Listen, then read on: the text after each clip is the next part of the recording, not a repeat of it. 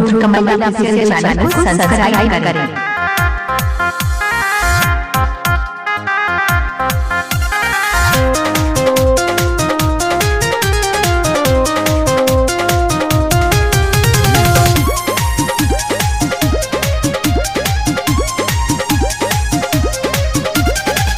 दिल हमारा चाहे तोहारे पर गोड़ो जैया से तोड़ा से नैना लोड़ो।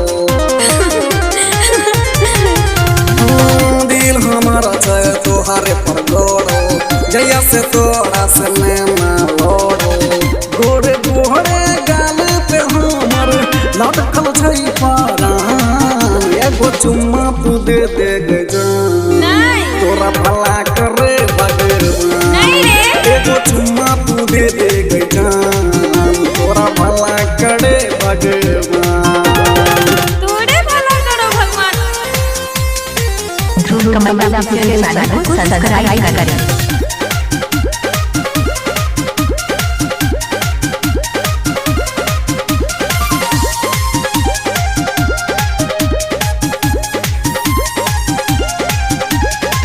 बहुत दिना से घूम रहल छी तोरा पपी के प्यासल हमरा हिया में गैर गेलै तोर गोर रूप चंद्रमा सन। अच्छा बहुत दिना से घूम रहल छी तोरा पपी के प्यासल हमरा हिया में गैर गेलै तोर गोर रूप चंद्रमा सन। जल्दी से कराई दे होट लाली के चल पहान एगो चुम्मा तू दे दे जान अच्छा तोरा भला करे भगवान। एगो चुम्मा तू दे दे जान तोरा भला करे भगवान। ध्रुव कमल ऑफिशियल चैनल को सब्सक्राइब करें।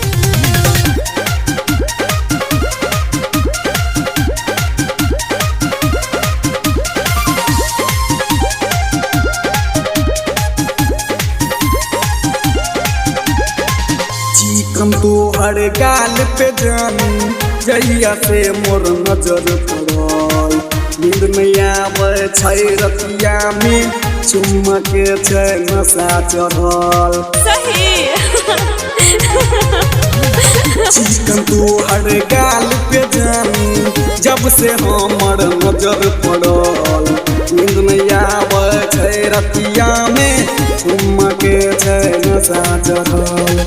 जीवन नहीं तोरा बिना नहीं कर तू ध्रुव कमल के हरान एगो चुम्मा तू दे दे जान अच्छा तोहर भला करे भगवान। एगो चुम्मा तू दे दे जान तोहर भला करे भगवान। ध्रुव कमल ऑफिशियल चैनल को सब्सक्राइब करें।